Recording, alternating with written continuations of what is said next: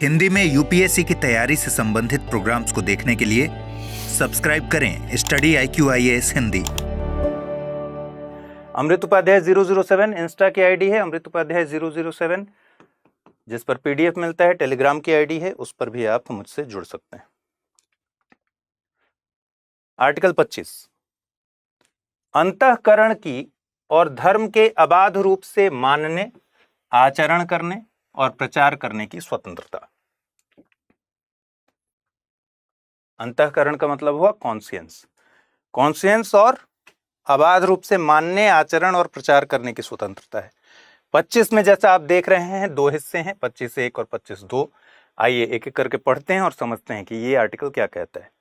Article कहता है कि लोक व्यवस्था यानी पब्लिक ऑर्डर, सदाचार यानी मोरालिटी और स्वास्थ्य हेल्थ तथा इस भाग के अन्य उपबंधों के अधीन, मतलब भाग 3 में जो अधिकार दिए गए हैं इस भाग के कह रहा है, इसमें भाग 3 के बारे में बात हो रही है।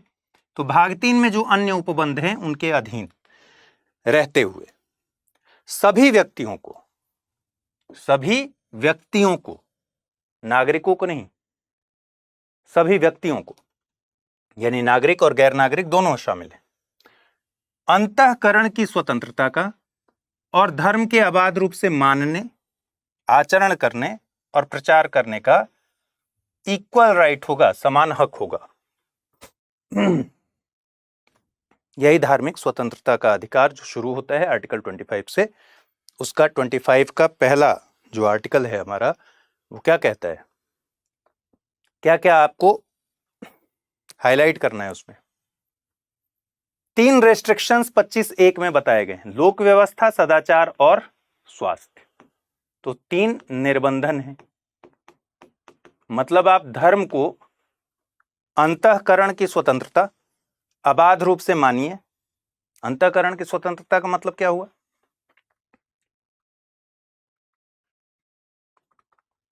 अंतःकरण की स्वतंत्रता का मतलब हुआ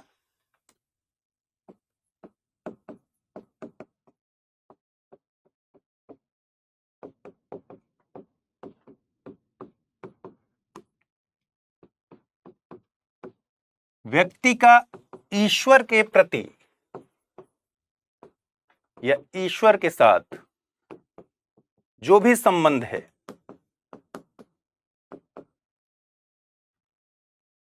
जो वो समझता है कि उसका संबंध है, मैं ईश्वर के प्रति क्या सोचता हूं, मेरा संबंध ईश्वर के प्रति, जिसको सुप्रीम पावर अगर कहें तो उससे हमारा क्या संबंध है, उसके बारे में हमारी व्यक्तिगत सोच क्या है, उस आधार पर हम धर्म को मानने के लिए स्वतंत्र हैं। उस आधार पर हम धर्म को अबाध रूप से मानने, उसके हिसाब से आचरण करने के लिए स्वतंत्र हैं। अंतःकरण की स्वतंत्रता में 2 बातें हैं। पहला, आप अगर धार्मिक आस्था रखते हैं, धर्म के साथ जुड़ाव रखते हैं, तो ये आपकी अंतःकरण की स्वतंत्रता है कि आप किस धर्म को माने। जिस धर्म के साथ आपका, हो सकता है आप किसी और धर्म में पैदा हुए, लेकिन आपको लगता है कि कोई और धर्म आपके विचारों के, आपके मूल्यों के ज्यादा नजदीक है, तो आपकी अंतःकरण की स्वतंत्रता है कि आप उस धर्म के प्रैक्टिसेस को अपना लें। वो भी आपके अंतःकरण की स्वतंत्रता है। और आप जिस धर्म में हैं ऑलरेडी, उसमें भी आपके पास स्वतंत्रता है कि आप क्या सोचते हैं। सुप्रीम जो पावर है, जो ईश्वर जिसको अगर हम कहें, तो उसके प्रति आप जैसा सोचते हैं, उसमें 2 कंडीशंस हो सकते हैं। पहला, कि आप किसी धर्म को मानते हो। दूसरा, आप हो सकता है धर्म से तटस्थ रहना चाहते हो। तो धर्म से तटस्थ होना भी, धर्म को न मानना भी अंतःकरण की स्वतंत्रता का ही हिस्सा है।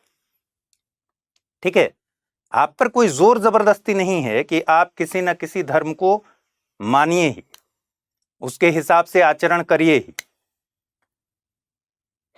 ठीक, तो अंतःकरण की स्वतंत्रता में 2 बातें हैं। पहला, कि आप ईश्वर के साथ अपने संबंध को जिस तरह से डिफाइन करते हैं, उसके बारे में आपकी जो भी व्यक्तिगत सोच है, उसमें आप जो भी महसूस करते हैं, उसके हिसाब से आप किसी धर्म को मानने के लिए, उसके प्रति आचरण करने के लिए उसके हिसाब से और प्रचार करने की आपको स्वतंत्रता है। तो पहला शब्द क्या है? अंतःकरण की स्वतंत्रता। ठीक है।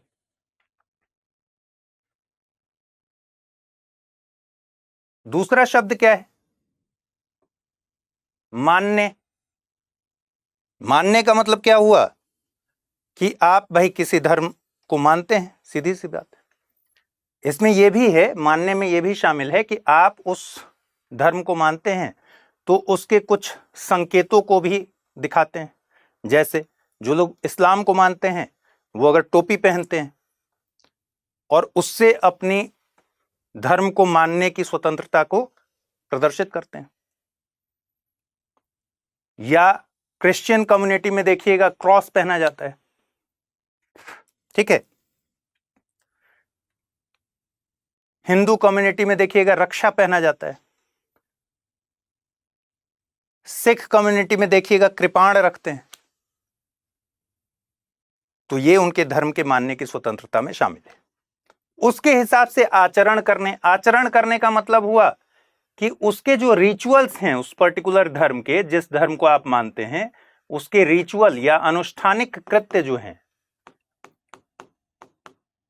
अनुष्ठानिक कृत्य या फिर जो कर्मकांड हैं, आप उसको भी आचरण कर सकते हैं। ठीक है। उसको प्रैक्टिस कर सकते हैं। जैसे हवन करना। ठीक है। या फिर जो भी अलग अलग धर्मों में अलग अलग अगर रिचुअल्स हैं तो वो आचरण करने में शामिल है। और प्रचार करने का मतलब क्या हुआ? आप अपने धर्म के जो मूल्य हैं, धार्मिक जो विशिष्टताएं हैं, उसको किसी और को सुना सकते हैं और किसी को प्रेरित कर सकते हैं। ठीक है। उससे प्रभावित कर सकते हैं, उसका प्रचार कर सकते हैं। तो आपको धर्म के अपने अंतःकरण की स्वतंत्रता के हिसाब से जिस भी धर्म को आप मानते हैं उसको मानने का भी स्वतंत्रता है, उसके हिसाब से आचरण यानी उन रिचुअल्स को भी करने की स्वतंत्रता है, और साथ ही प्रचार करने की भी स्वतंत्रता है। प्रचार करने का मतलब क्या हुआ कि आप अपने धर्म के जो मूल्य हैं, अपने धर्म की जो खासियतें हैं, अपने धर्म से रिलेटेड जो भी ज्ञान की बातें हैं, वो किसी और को सुना सकते हैं अगर वो सुनने में इंटरेस्टेड है। जैसे कथा वाचन होता है। इनफैक्ट आप अपने धर्म के मूल्यों को सुनाकर किसी को प्रेरित भी कर सकते हैं। उसको प्रेरणा मिल सकती है कि भाई इस धर्म से उसका लगाव हो गया तो वो इस धर्म को अपना भी सकता है, क्योंकि ये उसके धर्म की स्वतंत्रता है कि उसका अंतःकरण अब कह रहा है कि भाई अब हम जिस धर्म में हैं उस धर्म में न रह के इस धर्म को अपनाना चाहते हैं, और अगर स्वेच्छा से वो अपनाता है तो फिर उसके अंतःकरण की स्वतंत्रता में ये भी शामिल है। तो ये पूरा ब्रॉड एक दे दिया गया है अधिकार कि आपको अपने हिसाब से जो समझ में आता है, जहां आपकी आस्था है, जिस धर्म में आपकी आस्था है उसको मानिए, उसके हिसाब से आचरण कीजिए, उसके रिचुअल्स को अपनाइए और उसका प्रचार भी कर सकते हैं। यही 25(1) कहता है। लेकिन इसमें 3 रेस्ट्रिक्शंस दिए गए हैं। कौन कौन से रेस्ट्रिक्शंस हैं? लोक व्यवस्था, सदाचार और स्वास्थ्य। लोक व्यवस्था का क्या उदाहरण है? मान लीजिए कि हिंदू धर्म की बात करें, रामनवमी के मौके पर एक बहुत बड़ा जुलूस निकलता है। जुलूस निकालने में कोई दिक्कत नहीं है। ठीक है। लेकिन इस जुलूस के निकालने से अगर कम्युनल टेंशन हो रहा है, सांप्रदायिक तनाव की स्थिति आ रही है, तो ये लोक व्यवस्था के हिसाब से सही नहीं है। तो इसको सीमित किया जा सकता है, क्योंकि निर्बंधन एक दिया हुआ है कि लोक व्यवस्था को नुकसान नहीं पहुंचना चाहिए। इसी तरीके से मान लीजिए इस जुलूस में हथियारों का प्रदर्शन हो रहा है,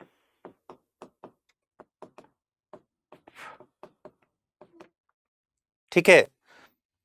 जुलूस में जो लोग निकले हुए हैं वो भाला बर्छी और बंदूक लेकर निकले हुए हैं, तलवार लेकर निकले हुए हैं।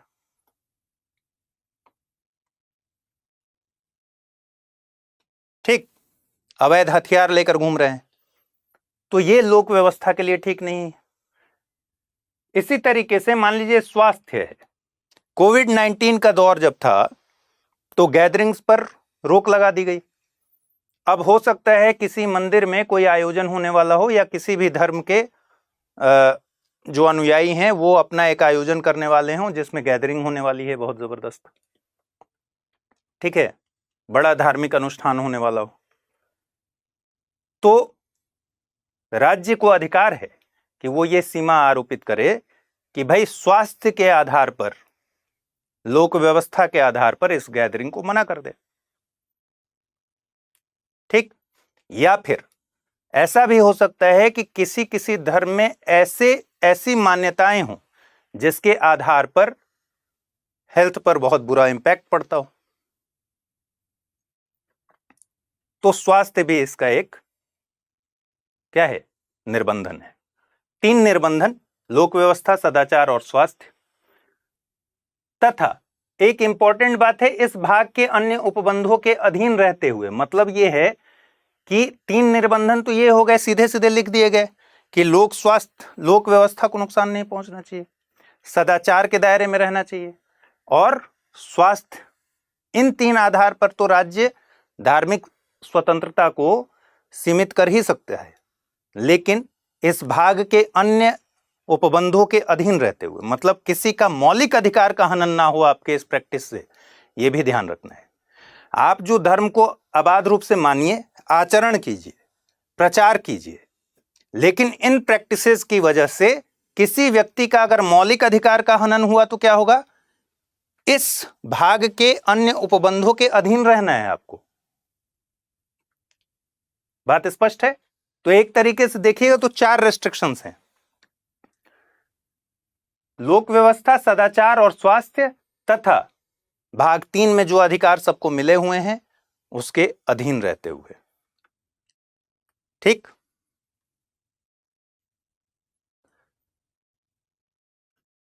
पच्चीस 2 कहता है कि इस अनुच्छेद की कोई भी बात किसी ऐसी जो वर्तमान में विधि ऑलरेडी है, कोई लॉ ऑलरेडी है, या फिर कोई नया लॉ राज्य बनाना चाहता है, इससे नहीं रोकेगा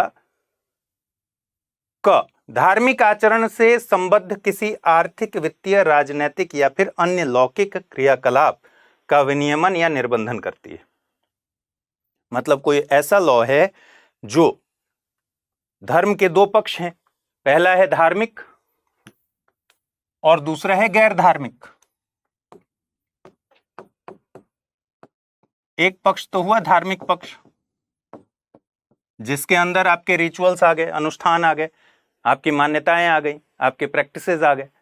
लेकिन दूसरा पक्ष है गैर धार्मिक पक्ष,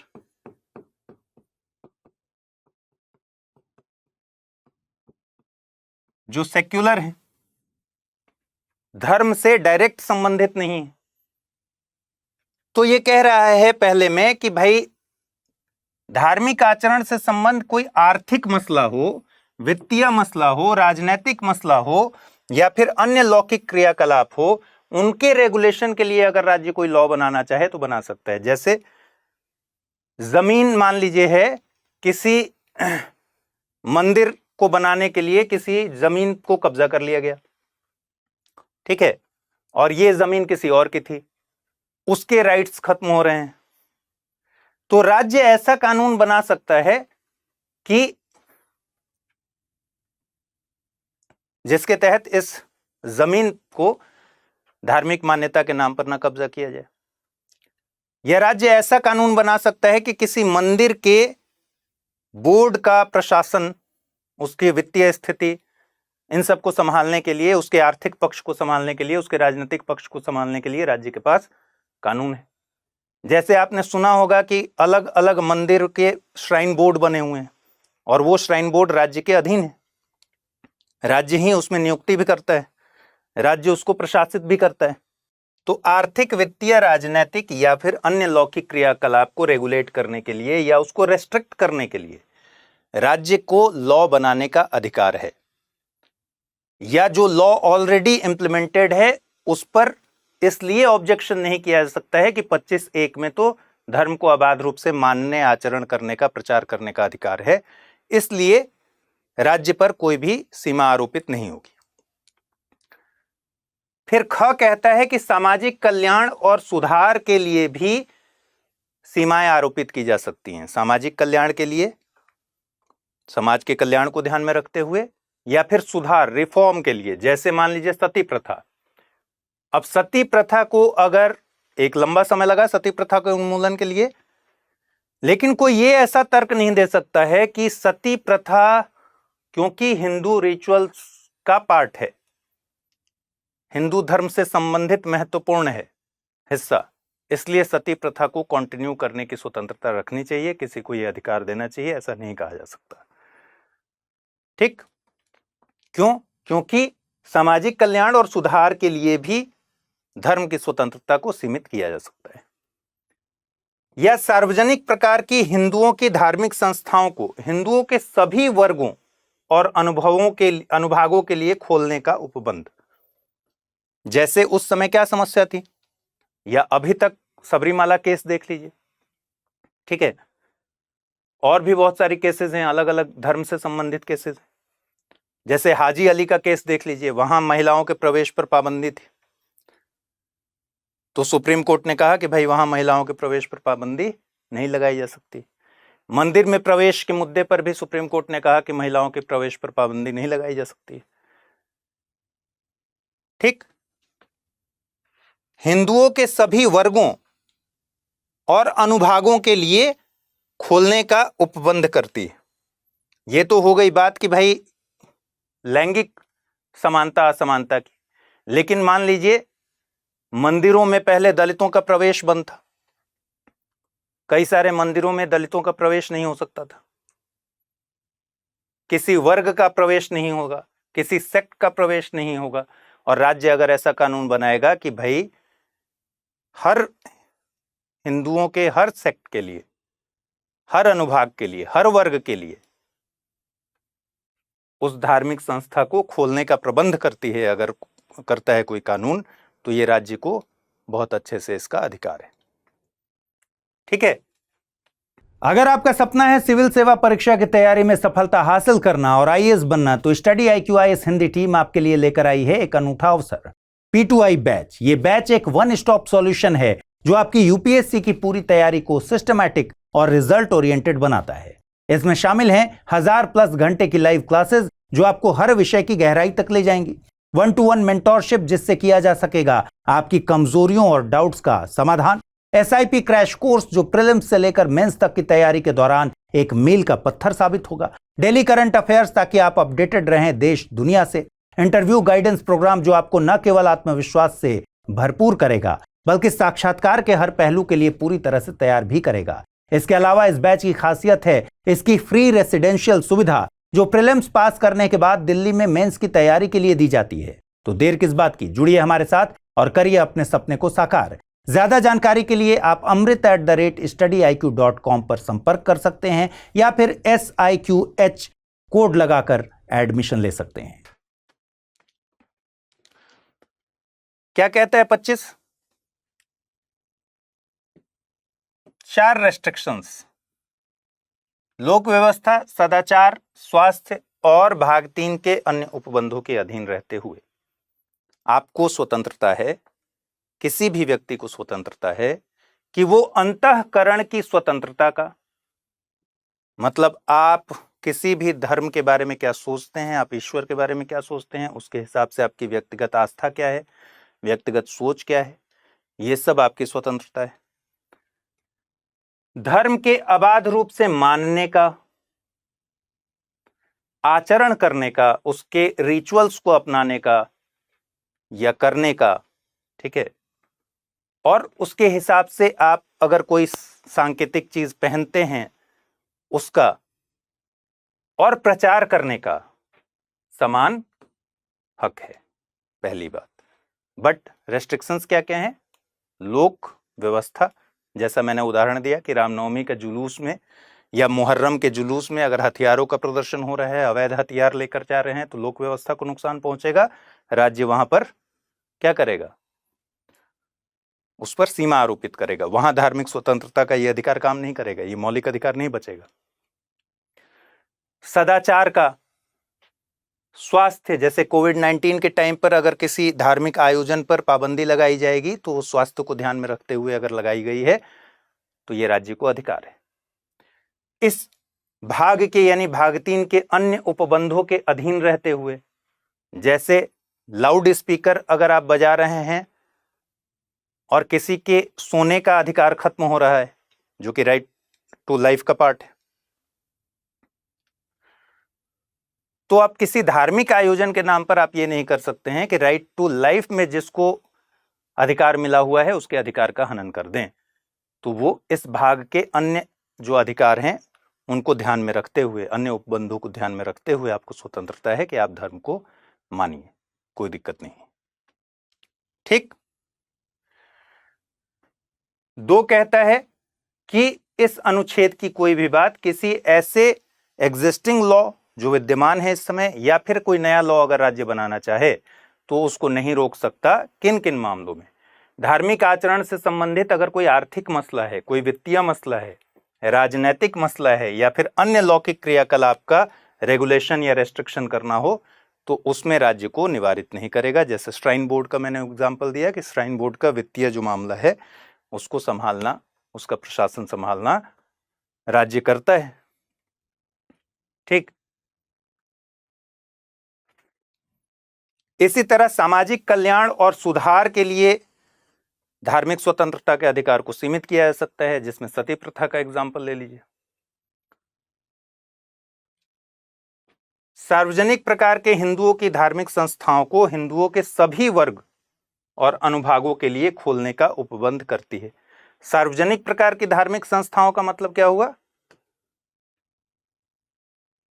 जो सबके लिए खुलने चाहिए, जैसे मंदिर हो गया। तो हिंदुओं के सभी सेक्ट के लिए ऐसा नहीं हो सकता है कि ये किसी मंदिर में कहा जाए कि भाई दलितों का प्रवेश नहीं होगा, वो सभी के लिए खुला हुआ है। ये है 25।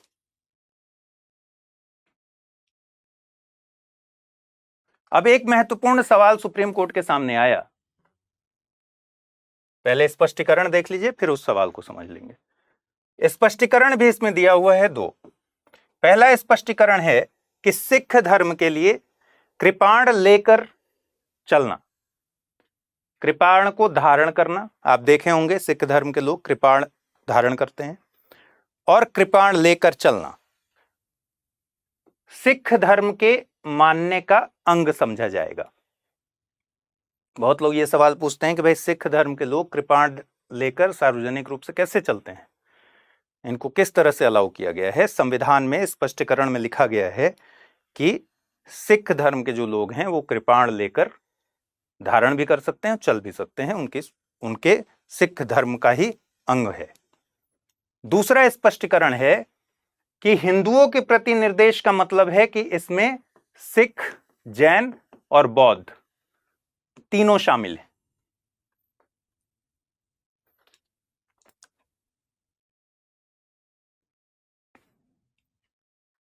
ठीक है। तो हिंदुओं के प्रति जो निर्देश दिया गया है कि भाई धार्मिक संस्थाएं, हिंदुओं की जो धार्मिक संस्थाएं हैं वो सभी सेक्ट के लिए और सभी क्लास के लिए खोली जाएंगी। उन हिंदुओं के धार्मिक संस्थाओं का मतलब है कि जैन, बुद्ध और बौद्ध और सिख ये भी इसमें शामिल है। ये सभी सेक्ट के लिए और सभी वर्गों के लिए खोले जाएंगे।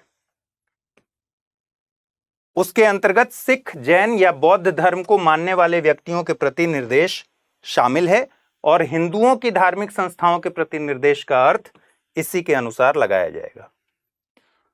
इसका उल्टा भी अगर यह कहा गया कि भाई हिंदुओं के धार्मिक संस्थाओं का मतलब है कि सिख, जैन, बौद्ध धर्म के भी जो धार्मिक संस्था हैं वो सबके लिए खोले जाएंगे, सभी वर्गों और सभी सेक्ट के लिए, इसका यह भी मतलब है कि सिख, जैन और बौद्ध धर्म की जो धार्मिक संस्थाएं होंगी वो भी हिंदुओं के बाकी सेक्ट के लिए खोले जाएंगे। ठीक है,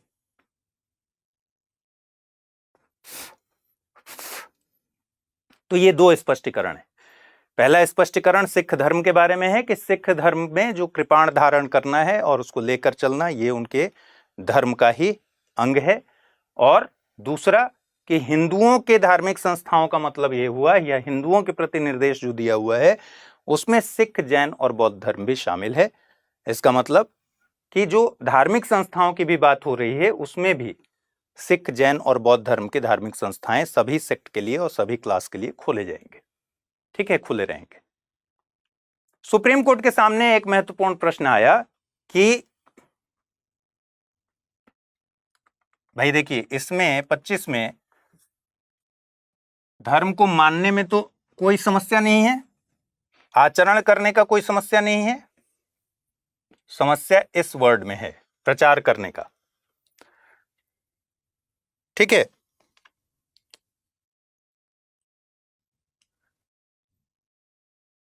प्रचार करने को लेकर सुप्रीम कोर्ट के सामने एक केस आया कि क्या धर्म का प्रचार करने में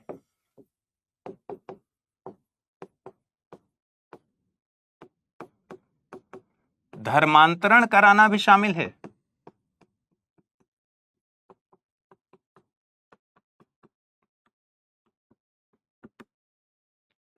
धर्म का प्रचार आप क्यों करते हैं? आप अपने धर्म के बारे में किसी और व्यक्ति से जब बात करते हैं, किसी और धर्म के व्यक्ति से बात करते हैं, उसको प्रभावित करने की कोशिश करते हैं, अपने धर्म की महत्वपूर्ण बातों को बताते हैं, उस धर्म की अच्छाइयों को बताते हैं, उस पर प्रभाव डालते हैं। अंततः उसका लक्ष्य क्या है? भाई सामने वाला उससे इतना प्रभावित हो जाए, हो सकता है ना कि वो धर्म का बदलाव कर ले, धर्मांतरण कर ले, कन्वर्जन कर ले। तो सुप्रीम कोर्ट के सामने 1977 में एक केस आया कि क्या धर्म के प्रचार का मतलब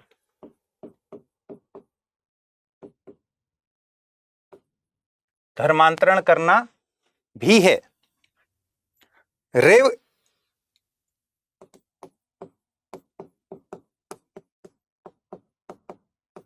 स्टेंसलस केस था, नोट कर लीजिए। रेव स्टेंसलस केस में सुप्रीम कोर्ट ने कहा कि, अगर पूरा लिखें तो Rev Stanislaus versus state of Madhya Pradesh, Rev Stanislaus versus state of Madhya Pradesh case में सुप्रीम कोर्ट ने कहा कि धर्म का प्रचार करने का मतलब यह नहीं है कि आप किसी का धर्मांतरण कराइए, यानी धर्मांतरण कराने का अधिकार नहीं है आपको। आप प्रचार कीजिए, आप किसी को अपने धर्म की अच्छी बातें बताइए, उसके मूल्यों के बारे में बताइए, लेकिन उसको फोर्सफुली कन्वर्जन नहीं कराएंगे, धर्मांतरण नहीं कराएंगे। तो धर्मांतरण कराना प्रचार करने के अधिकार में शामिल नहीं है। लेकिन यहां एक बात ध्यान दीजिए, अगर मान लीजिए आप किसी, जैसे मान लीजिए कोई कथा चल रही हो, या फिर कोई व्यक्ति अपने धर्म के बारे में खूब अच्छी अच्छी बातें, उसके मूल्यों के बारे में बता रहा है, और सामने वाला इतना प्रभावित हो जा रहा है कि वो स्वेच्छा से अपना धर्म बदलना चाहता है और वो धर्मांतरण कर लेता है। तो अगर वो स्वेच्छा से धर्मांतरण कर लेता है तो इसमें कहीं कोई दिक्कत नहीं। मतलब क्या हुआ कि भाई उस व्यक्ति ने, जिसने धर्मांतरण किया, उसने अपनी धर्म की स्वतंत्रता के अधिकार को प्रैक्टिस किया है। उसको नहीं रोका जा सकता कि वो स्वेच्छा से धर्मांतरण ना करे। ठीक है, तो धर्मांतरण करने के अधिकार, धर्मांतरण करने की बात में दो चीजें स्पष्ट करनी है। सुप्रीम कोर्ट ने कहा कि धर्मांतरण कराना, करना नहीं, धर्मांतरण कराना धर्म के प्रचार के अधिकार में शामिल नहीं है। दूसरी बात, अगर कोई स्वेच्छा से धर्मांतरण कर लेता है तो वो उसकी धर्म की स्वतंत्रता के अधिकार के अधीन है। यानी धर्मांतरण कराना प्रचार करने के अधिकार में नहीं है, धर्मांतरण करना उस प्रचार से प्रभावित होकर सामने वाले व्यक्ति जिसने धर्मांतरण किया स्वेच्छा से किया हो अगर, तो वो उसके धर्म की स्वतंत्रता का अधिकार में शामिल है। क्यों? क्योंकि अंतःकरण की स्वतंत्रता है। उसका कॉन्सेंस कह रहा है कि हम मुझे इस धर्म में चले जाना चाहिए, मुझे इस धर्म को मानना चाहिए। तो फिर कराना और करना दो वर्ड है, दोनों में अलग अलग बातें हैं। धर्मांतरण कराना ये प्रचार के अधिकार में शामिल नहीं है, आपके धर्म के को मानने और प्रचार करने के अधिकार में। लेकिन आपकी बातों से प्रभावित होकर अगर सामने वाला धर्मांतरण कर लेता है तो फिर वो उसके धर्म की स्वतंत्रता के अधिकार में शामिल है। किसके? जो धर्मांतरण कर रहा है, भाई उसकी अंतःकरण की स्वतंत्रता है। ठीक है।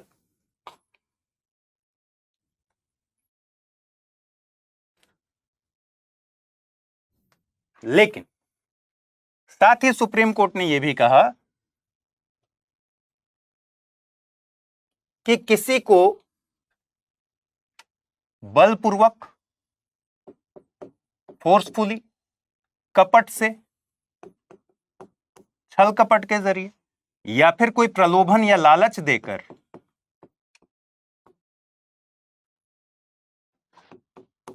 धर्मांतरण नहीं किया जा सकता।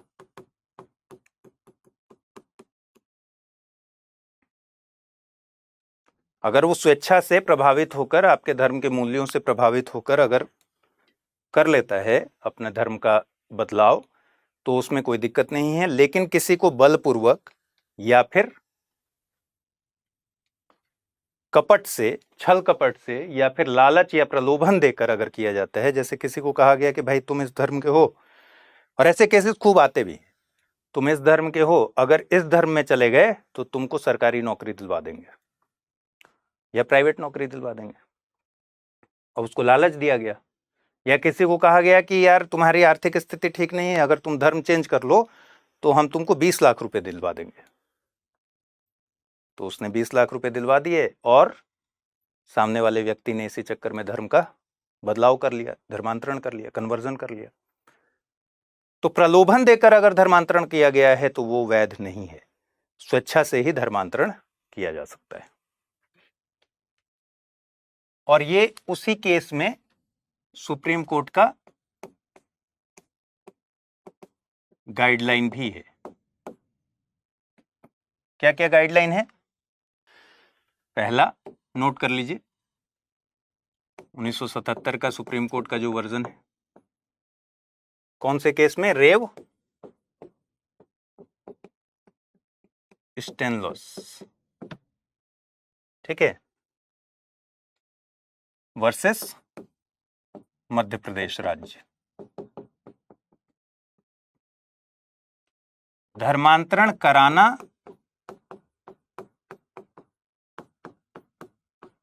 धर्म की स्वतंत्रता में शामिल नहीं, धर्मांतरण स्वेच्छा से करना जो कर रहा है उसका धर्म की स्वतंत्रता में शामिल है। बल, छल कपट या लालच देकर धर्मांतरण कराना अवैध है।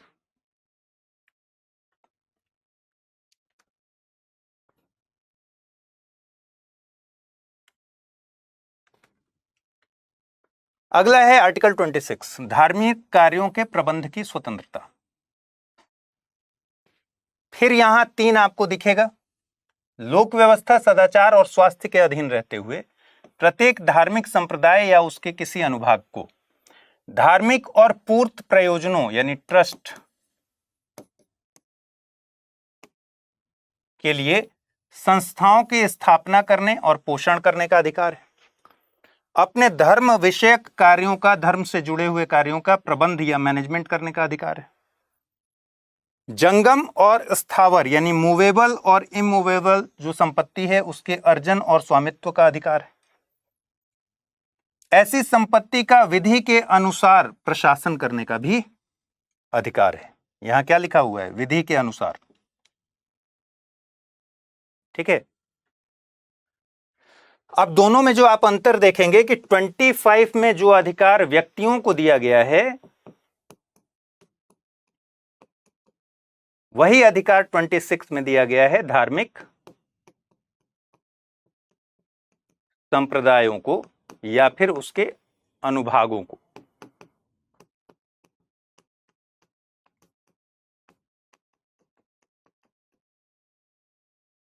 जैसे सुप्रीम कोर्ट के सामने एक सवाल आया कि भाई धार्मिक संप्रदाय किसको मानेंगे?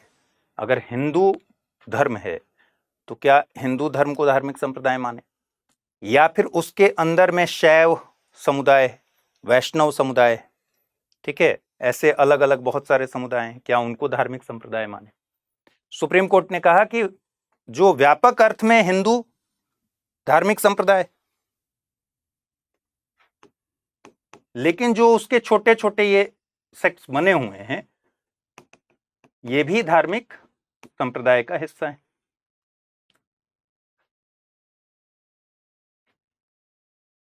ठीक है, तो इसमें 4 बातें कही गई हैं।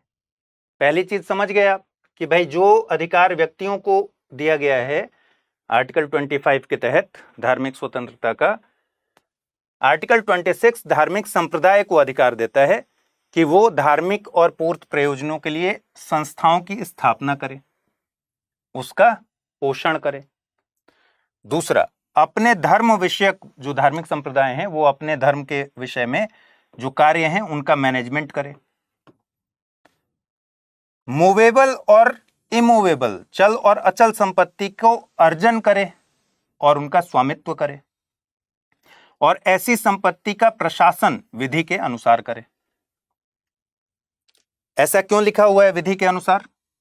क्योंकि आपको ध्यान पर होगा 25 में क्या दिया गया है, राज्य को निवारित नहीं किया जा सकता गैर धार्मिक कार्यों के, जिसमें वित्तीय हो गया, राजनीतिक हो गया, ठीक है, इस तरह के जो मसले हैं उनको कंडक्ट करने का अधिकार राज्य के पास है। तो विधि जो राज्य बनाएगी उसके हिसाब से प्रशासन करे, कोई दिक्कत नहीं।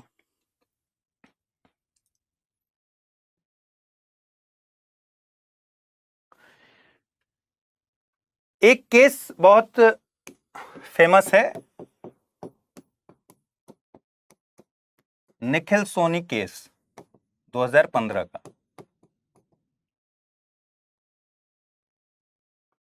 निखिल सोनी केस में राजस्थान हाईकोर्ट ने एक ऑर्डर दिया था।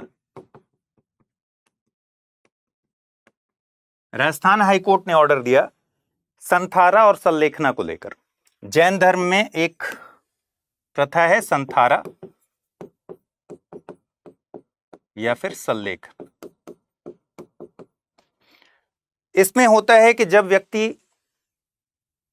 एक समय के बाद अमूमन जब मौत के काफी नजदीक हो जाता है, बुजुर्ग हो जाता है, तो अमूमन जो संथारा और सल्लेखना प्रथा है उसके हिसाब से वो अपने आप को किसी कमरे में बंद कर लेता है, मौन व्रत धारण कर लेता है और खाना पीना छोड़ देता है, और इस तरह से वो शरीर का त्याग करता है।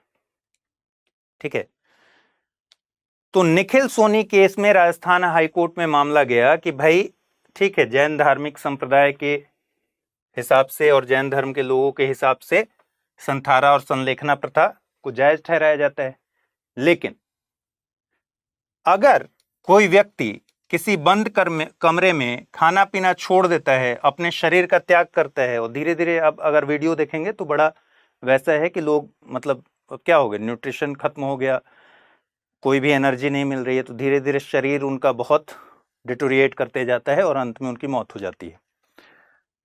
तो जो कंप्लेन किया गया, जो याचिका डाली गई, उसमें कहा गया कि भाई आर्टिकल 21 में जो जीने का अधिकार है, प्राण और दैहिक स्वतंत्रता का अधिकार, अगर संथारा या संलेखना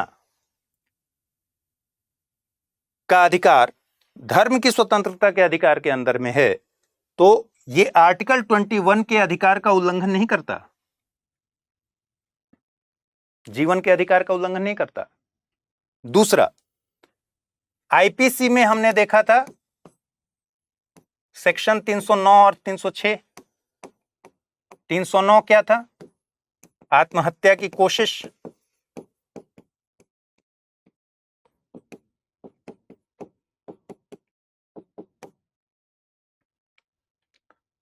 और 306 क्या है? आत्महत्या के लिए उकसाना।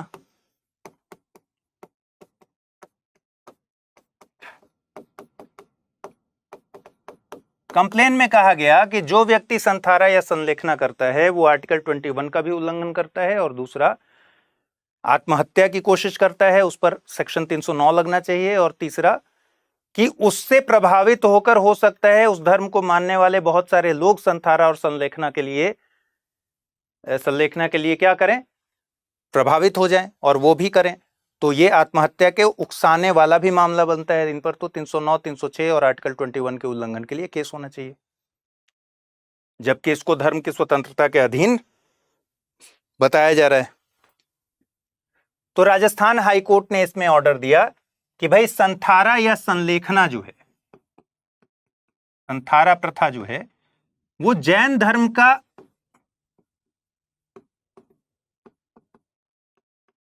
इसेंशियल प्रैक्टिस ऑफ रिलीजन नहीं है, अनिवार्य हिस्सा नहीं है।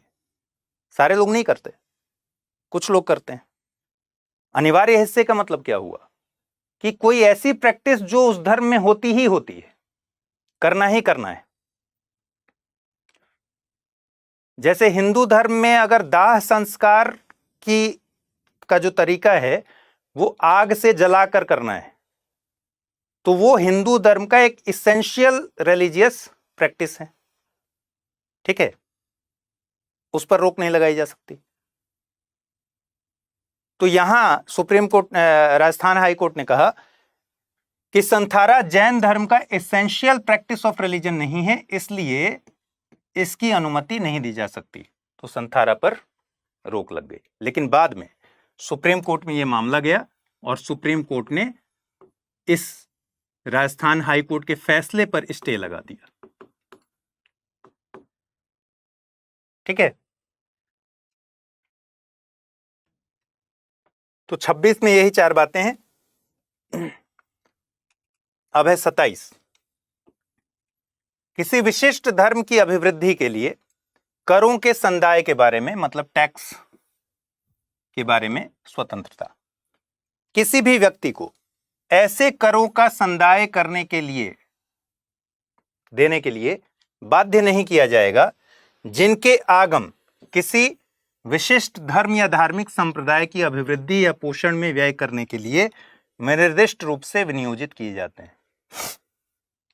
सामान्य अर्थ में क्या हुआ कि राज्य कोई ऐसा टैक्स इंपोज नहीं करेगा जो किसी विशेष धर्म को बढ़ाने में, उसकी उन्नति के लिए उसका इस्तेमाल हो, ठीक है। धर्मनिरपेक्षता हमने पढ़ा था पहले ही। सेक्युलरिज्म, भारत में किस तरीके का सेक्युलरिज्म है भाई? धर्मनिरपेक्षता में एक तो होता है कि धर्म से राज्य निरपेक्ष है, उसको कोई मतलब नहीं है आपके धर्म से, किसी के भी धर्म से, ठीक है। कुछ राज्य होते हैं जो धर्म के आधार पर ही चलते हैं, कुछ राज्य होते हैं जो धर्म के विरोधी होते हैं, वहां किसी धार्मिक प्रैक्टिस करने को का अधिकार तो दूर, प्रैक्टिस करना जुर्म हो जाता है। पंथ निरपेक्षता की अगर बात करें तो इसके भी 2 अर्थ लिए जाते हैं, नकारात्मक और सकारात्मक अर्थ में धर्मनिरपेक्षता को देखते हैं। सकारात्मक अर्थ में धर्मनिरपेक्षता का मतलब क्या है और नकारात्मक अर्थ में धर्मनिरपेक्षता का मतलब क्या है? नकारात्मक अर्थ में धर्मनिरपेक्षता का मतलब है कि राज्य और धर्म के बीच दूरी है।